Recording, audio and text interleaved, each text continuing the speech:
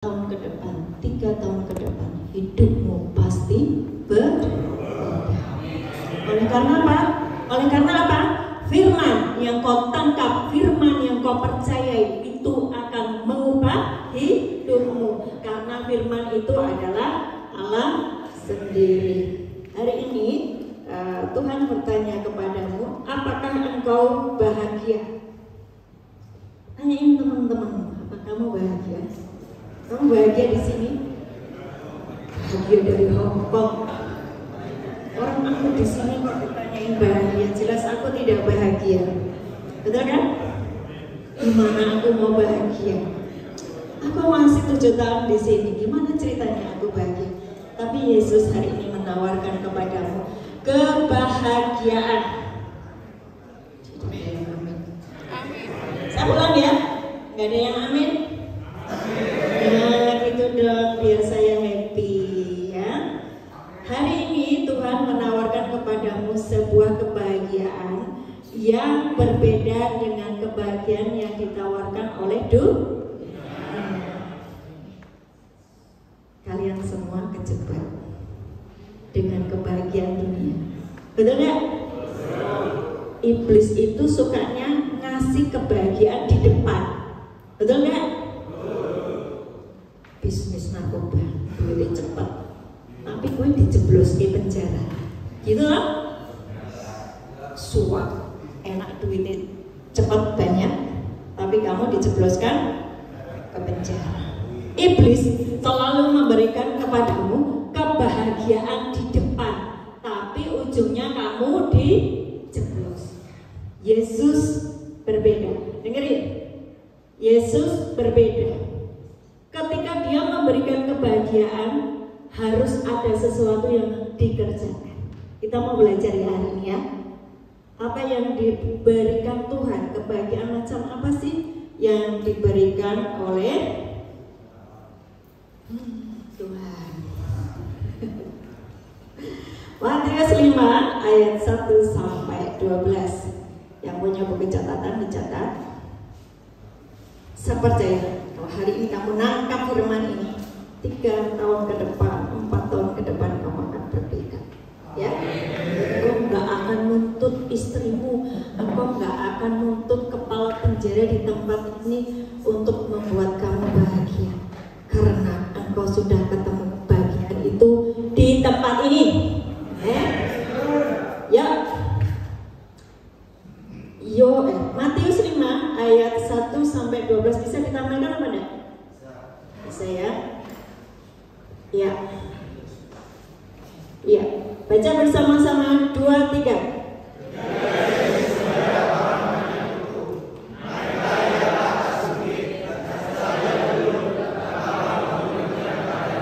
Stop. Yesus naik ke setiap tulisan yang ditulis di dalam Alkitab semuanya meaningful. Apa itu? Semuanya ada artinya. Yesus selalu naik ke gunung, Yesus selalu naik ke bukit. Waktu dia naik ke bukit, dia naik, terus dia memberitakan 9 macam kebahagiaan yang ditawarkan Yesus kepadamu. Amin. Apa itu? Kita lihat satu-satu ya. Tapi sebelumnya, kenapa dia naik? Kenapa dia suka naik ya? Betul nggak? Baca Injil kan, Yesus suka naik ke gunung, bukan ya? Yesus suka naik ke gunung, pagi-pagi dia naik ke gunung. Awal tahun 2024 ini kami keluarga Kerajaan Surga itu mendapat arahan dari Tuhan untuk naik ke gunung Tuhan. Maksudnya apa? Segera selesaikan urusan dosa, segera selesaikan urusan kelemahan, dan naik bersama-sama dengan aku akan memberikan banyak hal yang orang dunia nggak tahu, tapi kamu tahu karena kamu sudah selesai dengan kepahitan, dengan kemarahan, dengan kecewa. Selesai. Dan lakukan apa yang Tuhan perintahkan, ampuni, suci, kudus, tahir, ya. Jangan marah-marah, jangan dikit-dikit baper, jangan trauma, ya. Segera engkau bisa memaafkan dirimu sendiri, bebaskan ikatanmu dari judi, narkoba, seks, semuanya. Terus sebab apa? Di bawah isinya cuma orang bertengkar. Tak bukain ya, Zakaria 8 ayat 9 sampai 10. Zakaria 8 ayat 9 sampai 10. Ini khotbahnya panjang ya. Jadi siap-siap ya. Tapi saya akan pergi ke sana belajar yang nanti. Zakaria 8 ayat 9 sampai 10. Yuk dibaca bareng-bareng. 2, 3.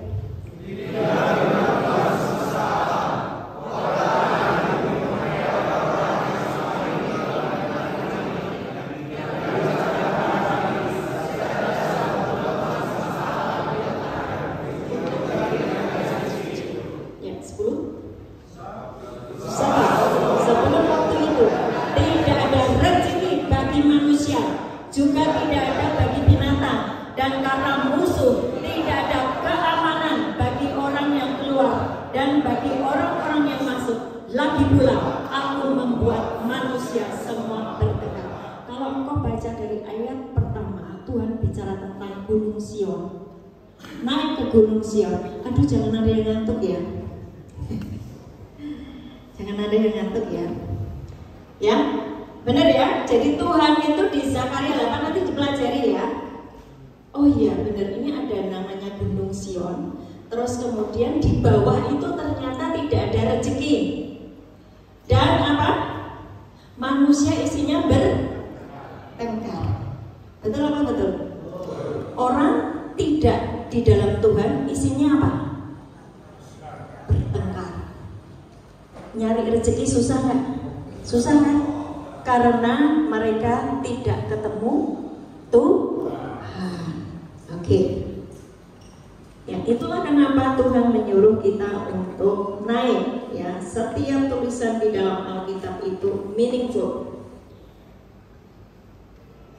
Matius, kembali ke Matius 5 ayat 3. Matius 5 ayat 3. Matius 5 ayat 3. Sini sayangku.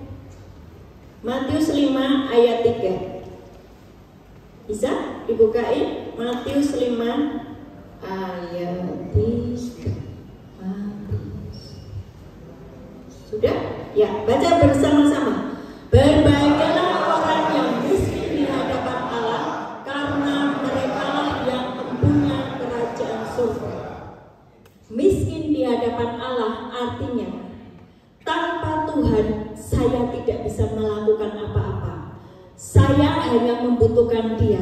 Ternyata kekayaan, uang, harta, jabatan tidak bisa menolong saya. Saya hanya butuh Tuhan. Itulah maksud dari ayat itu. Berbahagialah orang yang miskin di hadapan Allah, karena merekalah yang mempunyai kerajaan surga. Punya kerajaan surga kaya enggak? Tapi kamu hari ini punya uang enggak? Tapi aku berbahagia karena di tempat ini aku ketemu Tuhan.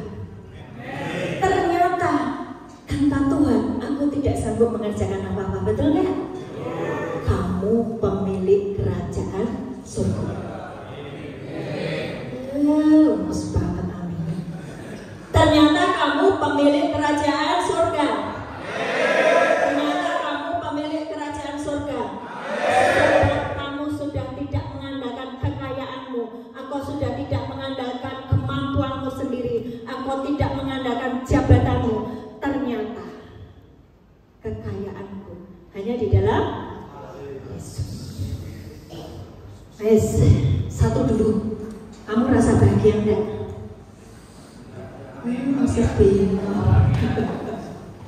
Ini kebahagiaan yang ditawarkan Tuhan. Kan tadi di awal saya tanya, apakah kamu bahagia? Nah sekarang mulai bisa enggak? Kayak gini loh kebahagiaan yang ditawarkan Yesus. Gitu loh. Mudeng enggak? Enggak mudeng Bu, saya ngantuk. Sini kalau ngantuk. Mudeng enggak? Mudeng? Duduk di depan sini Pak, mau kemana? Oh, pipis, ya. Oke.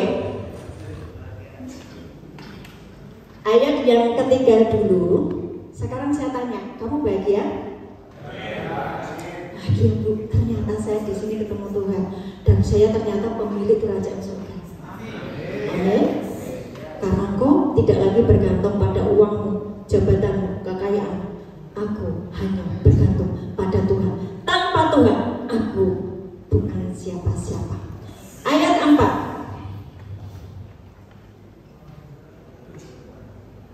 Dua, tiga.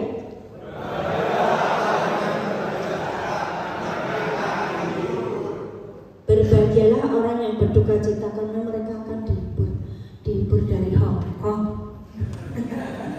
Mesti gitu toh kalian tuh kalau baca Alkitab toh, belum nggak? Hatimu tuh sudah marah dulu. Setiap Yesus ngomong kamu nggak percaya, betul nggak? Bertobat. Ya, tak kasih tahu. Kemarin saya jalan pagi sama suami saya yang saya cintai. Masih pengen ya. Terus lagi jalan pagi, Tuhan itu ngomong begini, kamu ingat 20 tahun yang lalu? Hah? 20 tahun yang lalu saya tuh hamil anak yang ketiga, dan tiba-tiba saya dan suami saya kehilangan semuanya.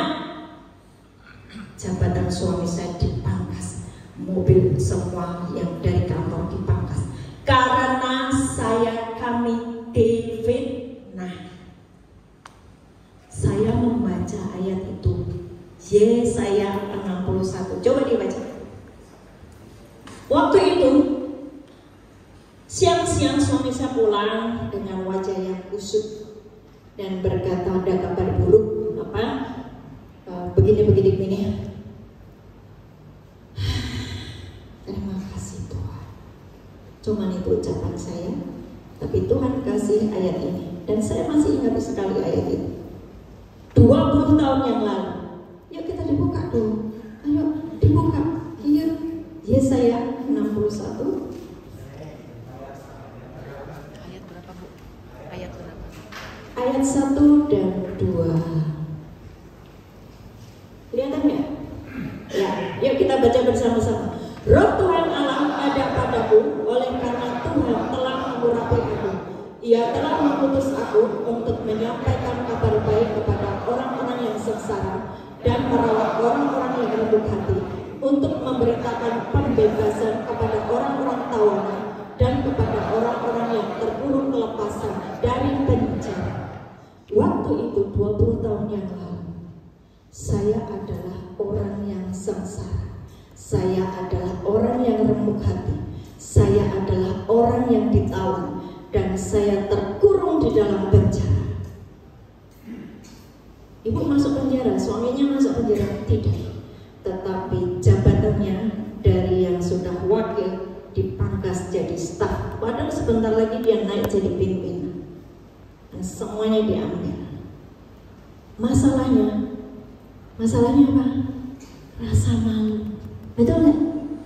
Malu dalam kondisi saya hamil. Kemudian orang mengata-ngatai, ya kan? Ya mungkin nggak ngata-ngatai, tapi kalau saya lihat matanya itu dia menuduh saya dan memfitnah saya, itu sesuatu banget. Kalian ngalamin? Ngalamin? Tenang. Tadi di Matius 3 ayat berapa? Matius 5 ayat 3. Engkau akan dihibur. Berbahagialah orang yang Matius 5 ayat 4. Berbahagialah orang yang berduka cita karena dia akan dihibur. Masih tetap di Yesaya 61 ayat 2. Masih tetap di Yesaya 61 ayat 2. Ya. Untuk memberitakan tahun rahmat Tuhan dan hari pembalasan Allah kita, untuk menghibur semua orang yang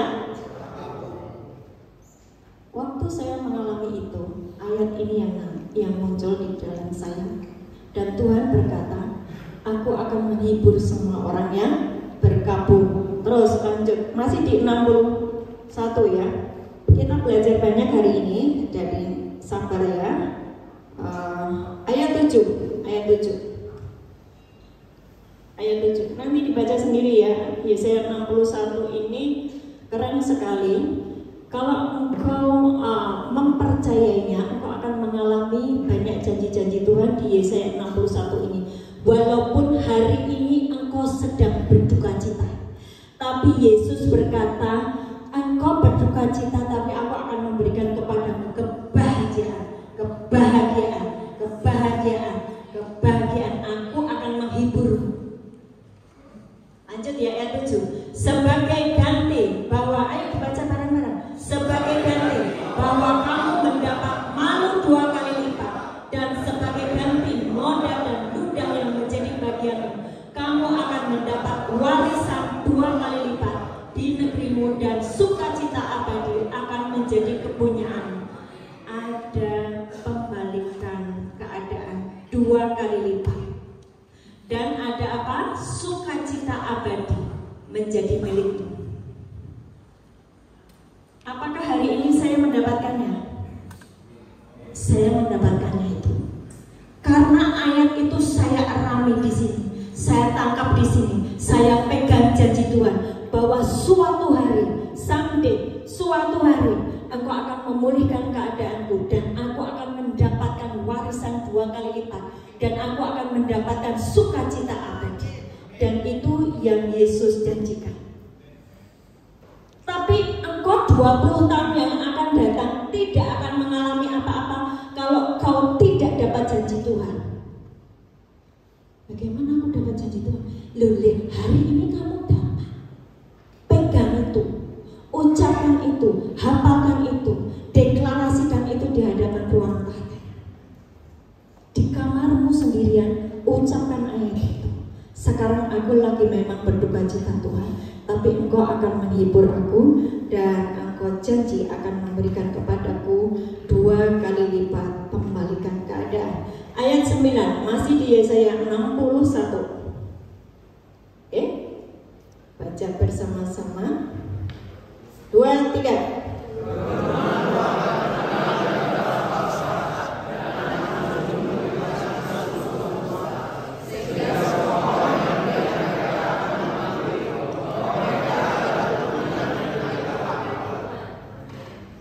Keturunanmu akan terkenal dari Hong Kong, gitu lagi. Dengar ini, ada banyak kesaksian orang-orang yang keluar dari lapas. Hari ini dia memenangkan banyak jiwa di sekelilingnya, betul nggak? Contohnya Khairul Anwar. Ingat nggak itu orang itu?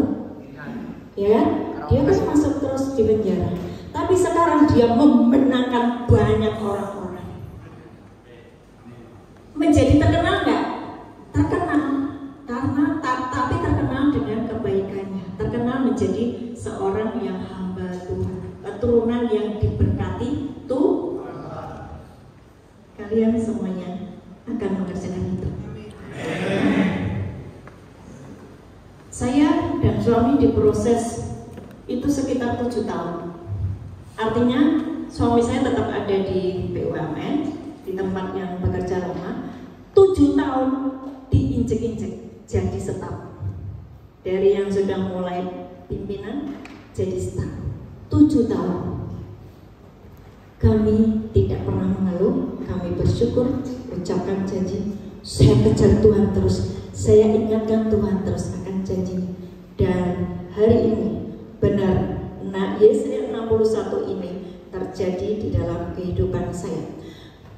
Kalian semuanya pegang Yesaya 61, pegang semuanya ya. Engkau baca semua dari ayat 1 sampai selesai. Lihat kehidupan 2-3 tahun ke depan, pasti ada perubahan. Karena sekarang itu masanya akselerasi, nggak perlu 7 tahun, nggak perlu. Akan ada yang namanya perkenanan Tuhan atasmu. Ya, amin.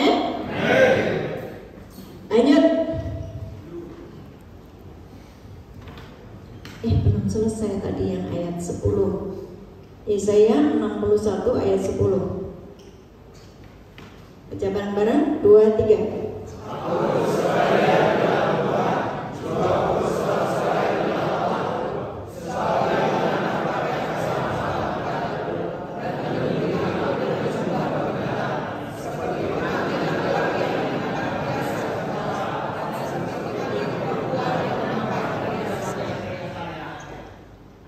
Kalau baca ayat ini ingat Lukas 15 ayat 22 sampai 23 ya. Kisah anak bungsu yang dia bikin onar ya kan, menghabiskan kekayaan bapaknya, terus dia pulang. Dipukuli nggak sama bapaknya? Enggak. Dikasih apa? Jubah, dikasih sepatu, terus dikasih cincin, diberi pesta, dipestakan. Itu keadaan. Amin. Engkau akan diberi yang namanya jubah keselamatan. Diberi apa? Pakaian keselamatan, jubah kebenaran. Itu Wahyu 21 ayat 2. Ayo dibuka Wahyu 21 ayat 2. Teman yang di multimedia nanti tak kasih hadiah. Habis ini banyak ayatnya. Ya.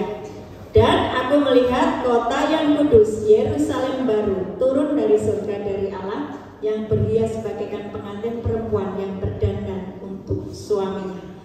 Pengantin itu dandan ya? Bajunya spesial kan? Seperti itu loh kamu dan saya. Ketika engkau balik ke rumah Tuhan, diberi baju-baju pengantin, jubah-jubah yang indah-indah di alam roh. Dulu waktu engkau belum ketemu Tuhan, jubahmu di alam roh itu cuma camping, bahkan engkau telanjang. Tapi hari ini ketika engkau sudah ketemu Tuhan dan engkau mempercayai setiap ketetapan Tuhan, engkau itu di alam roh dikasih jubah putih bersih, berkilau-kilauan. Ya, itu bicara tentang dimensi alam roh. Oke, lanjut. Matius 5 ayat berapa tadi? 5 sekarang ya. Tadi kan berbahagialah kamu kalau yang berduka cita, karena ya tadi yang ayat berapa ya? Ya, kamu disalah mengerti oleh suamimu, oleh bosmu, oleh atasanmu, engkau berduka cita ya. Nah, kau akan dihibur, dan itu di Yesaya 61 ayat 1 sampai selesai. Pegang itu ya. Nah, hari ini lagi pertanyaan Tuhan, apakah kamu bahagia? Kamu bahagia? Amin. Karena aku tahu Tuhan janji akan memulihkan aku. Amin. Sekarang ayat 5. Ya, 2, 3.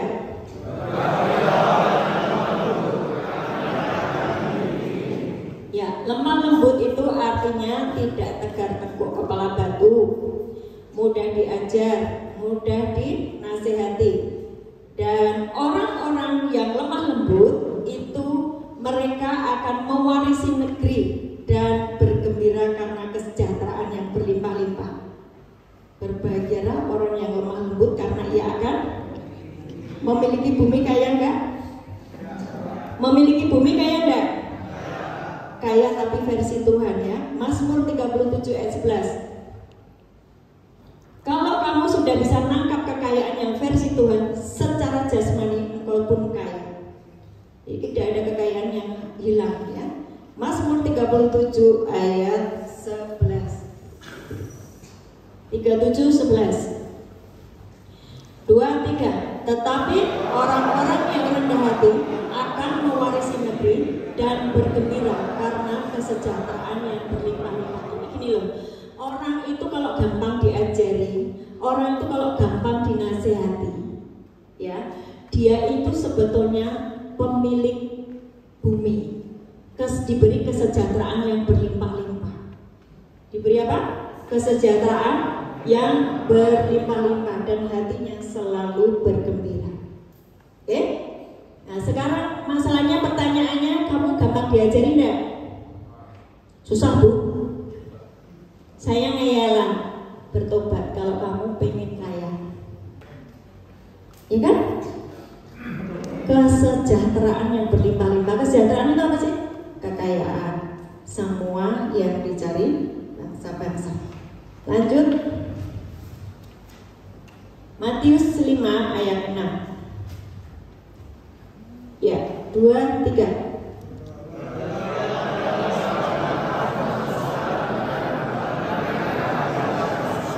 Berbahagialah orang yang haus dan lapar akan kebenaran, karena mereka akan dipuaskan.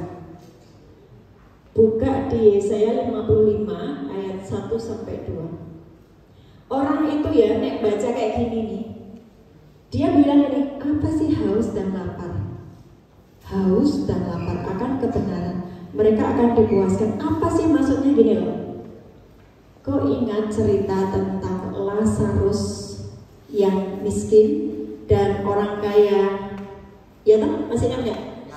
Lazarus itu mati dia di pangkuan Abraham, betul nggak? Tapi orang kaya di mana? Di neraka. Terus apa? Si orang kaya ini ngomong sama Abraham, Bapak Abraham, tolong please agar Lazarus itu mencelupkan jarinya ke air dan dicocokkan ke lidahku karena begitu haus. Yesus waktu disalib omongnya apa? Aku haus, karena dia sudah masuk di dalam dunia orang mati, di alam maut. Di neraka tidak ada air sama sekali. Hari ini kamu haus, masih bisa ada air, betul nggak? Kamu masih bisa cari air. Yesus berkata, akulah air hidup. Dia ngomong begitu sama siapa? Perempuan Samaria, ya kan? Dengan perempuan Samaria, Yesus berkata, memperkenalkan dirinya, aku air hidup. Artinya ketika engkau terima Yesus, engkau tidak akan haus selama-lamanya. Engkau tidak akan dibawa ke neraka, di mana tidak ada air sama sekali. Tapi hari ini engkau harus ketemu Yesus. Matius 5 ayat 6 itu ada hubungannya dengan Yesaya 55 ayat 1 dan 2. Yesaya 55 ayat 1 dan 2. Baca bersama-sama, 2, 3. Ayo, hai semua orang yang haus, marilah dan minumlah air. Dan hai orang yang tidak mempunyai uang, marilah, terimalah gandum tanpa uang pembeli, dan makanlah juga anggur dan susu tanpa bayaran. 2. Mengapakah kamu belanjakan uang untuk sesuatu yang bukan roti, dan upah jeripayahmu untuk sesuatu yang tidak mengenyangkan? Dengarkanlah aku, maka kamu akan memakan yang baik, dan kamu akan menikmati sajian. Yesaya ini kan hidupnya sekian ratus tahun sebelum ada kitab Wahyu, betul nggak? Betul nggak? Tapi Yesaya ini bicara yang sama dengan kitab Wahyu 21 ayat 6. Wahyu 21 ayat 6 dan Wahyu 22 ayat 17. Wahyu 21 ayat 6. Sudah? 2, 3. Firman-Nya lagi kepadaku, semuanya terjadi. Aku adalah Alfa dan Omega, yang awal dan yang akhir. Orang yang haus akan kuberi minum dengan cuma-cuma dari. Ini kitab Wahyu loh. Sama toh? Betul nggak? Sama ya. Jadi Alfa dan Omega itu siapa? Dan dia memberikan air minum cuma-cuma. Gini loh. Ini maksudnya apa sih? Tak kasih tahu ya. Orang yang sudah terlanjur di neraka, dia menyesal selama-lamanya. Tapi engkau hari ini masih diberi kesempatan. Kekerasan hatimu ini segera bertobat. Cari Yesus sungguh-sungguh. Bagaimana caranya? Pelajari firman Tuhan sungguh-sungguh, dan kau akan ketemu air hidup, dan hidupmu akan berubah. Wahyu 22 ayat 17. Wahyu 22 ayat 17. Iya. 2, 3. Roh dan pengantin perempuan itu berkata, marilah, dan barang siapa yang mendengarnya, hendaklah ia berkata, marilah, dan barang siapa yang haus, hendaklah ia datang, dan barang siapa yang mau, hendaklah ia mengambil air kehidupan dengan cuma-cuma. Haus dan lapar akan kebenaran itu apa? Kesukaanmu sekarang membaca firman.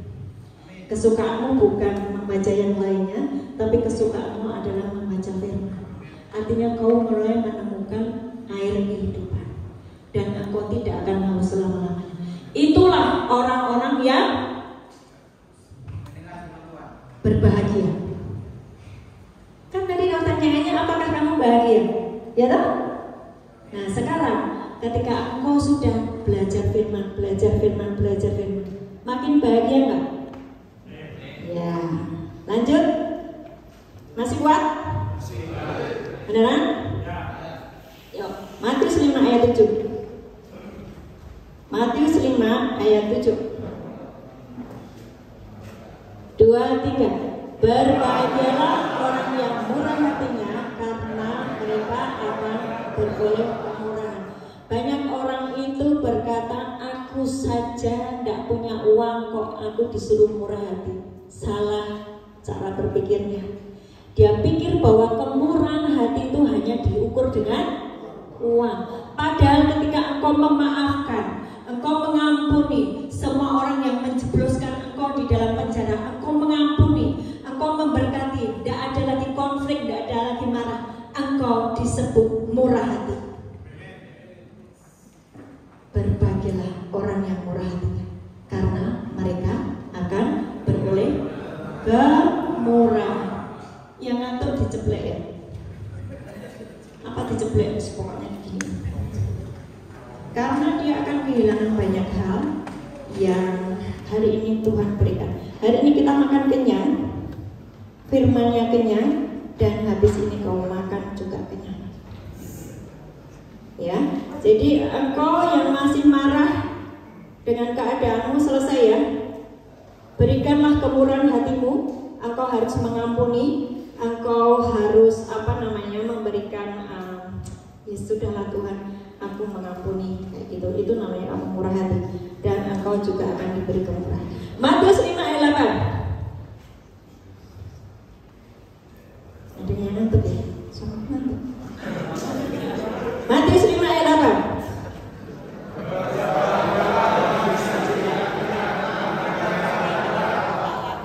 Berbahagialah orang yang suci hatinya, karena mereka akan melihat Allah.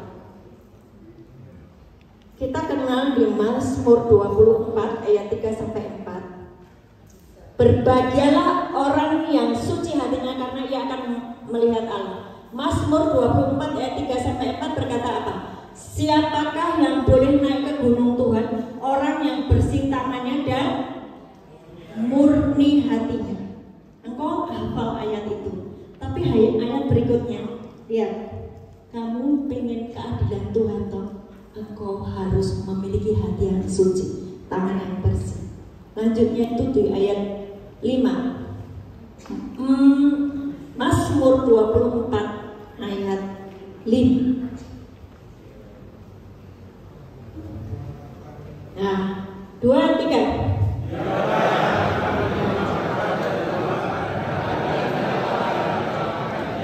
Perhatikan itu ada kata-kata, dialah yang akan menerima apa?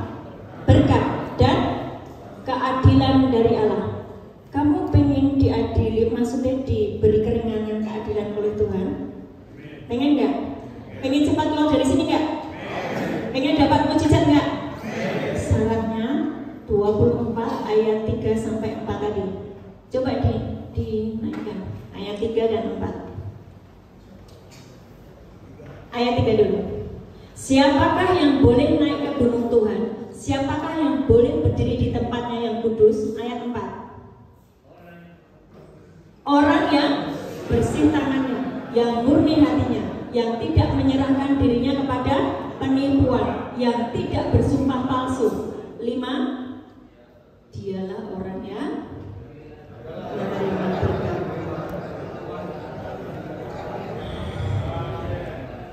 Mudah nggak baca ayat ini? Paham nggak? Pengen dapat keadilan Tuhan, pengen dapat keringanan. Bagi Tuhan dan bagi orang percaya tidak ada yang mustahil. Ya kan? Tapi kamu harus lakukan bagianmu. Apa? Tanganmu bersih. Dulu kamu suka nipu, sekarang bertobat. Dulu suka nyuri, sekarang bertobat. Dulu sakit hati, sekarang mengampuni. Dulu, sekarang aku jadi manusia baru.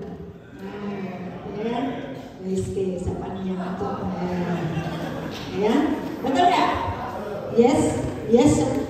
Ini ada yang bisa bahasa Inggris loh. Kamu tahu nggak? Oh, 30%. But you must write the ayatnya. Ya, sehingga kamu nanti bisa mengulangnya ketika keluar dari tempat ini. Ya, ada yang bahasa Inggris yang bisa translate. Hari ini ayatnya keren-keren loh. Itu saya bahagia banget hari ini ayat hari ini. Kayaknya ucapan bahagia itu gitu-gitu aja ya. Tapi kalau disingkapkan lebih lanjut, engkau akan mengalami semua janji Tuhan. Sudah hampir setengah 11. Matius 5 ayat 9. Matius 5 ayat 9. Matius 5 ayat 9. 2, 3. Berbahagialah orang yang membawa damai, karena mereka akan disebut anak-anak Allah. Peacemaker atau orang-orang yang mendatangkan damai di antara sesamanya, ya, yang mengusahakan perdamaian, bukan orang-orang yang membawa onar, bukan orang-orang yang membawa perpecahan. Dialah orang yang berbahagia. Tinggal sebentar, bertahanlah, jangan ngantuk ya. Matius 5 ayat 10 sampai 11. Matius 5 10 ya. Berbahagialah orang yang dianiaya oleh sebab kebenaran, karena mereka lah yang mempunyai kerajaan surga. Lanjut 11. Berbahagialah kamu jika karena aku kamu dicela dan dianiaya, dan kepadamu difitnahkan segala yang jahat. Ini maksudnya apa? Orang sudah dianiaya, sudah difitnahkan segala yang jahat, tetapi engkau tetap di dalam kebenaran, engkau disebut bahagia karena 1 Petrus 4 ayat 14. Buka 1 Petrus 4 ayat 14. Ada yang disebut roh kemuliaan, itu menjadi bagian. Ya, 2, 3. Jika ada orang yang berbicara, baiklah ia berbicara sebagai orang yang menyampaikan firman Allah. Jika ada orang yang melayani, baiklah ia melakukannya dengan kekuatan yang dianugerahkan Allah, supaya Allah dimuliakan di dalam segala sesuatu, karena Yesus Kristus ialah yang mempunyai kemuliaan dan kuasa sampai selama-lamanya. Terus 15.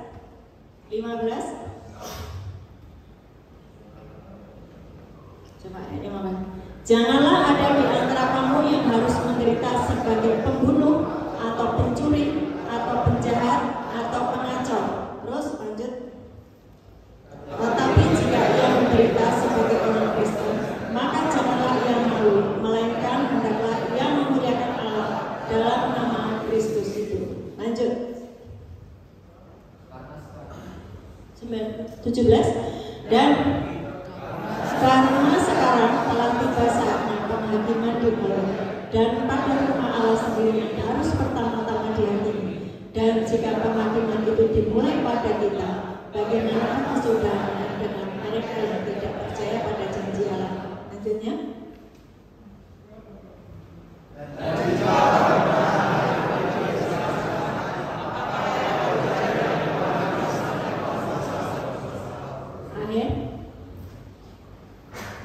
Sudah selesai. Oke. Ketika engkau dianiaya oleh engkau karena engkau memberitakan kebenaran, nanti keluar dari tempat ini kan engkau jadi hamba Tuhan nih.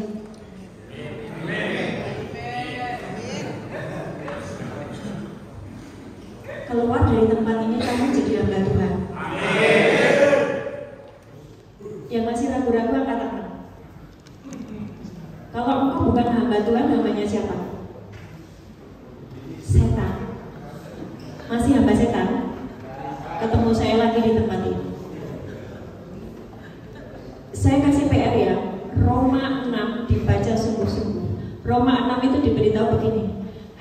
Dulu aku memang hamba iblis. Dulu ada begitu banyak kejahatan yang aku lakukan. Tetapi hari ini ketika aku mendengar firman, aku menjadi hamba kebenaran dan aku menjadi hamba Allah. Jadi keluar dari tempat ini kamu menjadi hamba Tuhan. Amin. Jadi sekarang pertanyaannya, apakah kamu bahagia di sini? Apakah kamu bahagia di sini? Sungguh? Karena apa? Ketemu Tuhan. Tuhan menawarkan kebahagiaan yang berbeda dengan yang ditawarkan oleh dunia. Dan kebahagiaanmu adalah kebahagiaan sejati. Karena engkau ketemu Tuhan, mengalami kesejahteraan yang berlimpah-limpah, mengalami pembelaan Tuhan, mengalami keadilan Tuhan, dan engkau tidak perlu bergumul untuk kehidupanmu sehari-hari, sebab engkau sudah ketemu sumbernya di tempat ini dan engkau berkata, aku bahagia di tempat ini. Amin.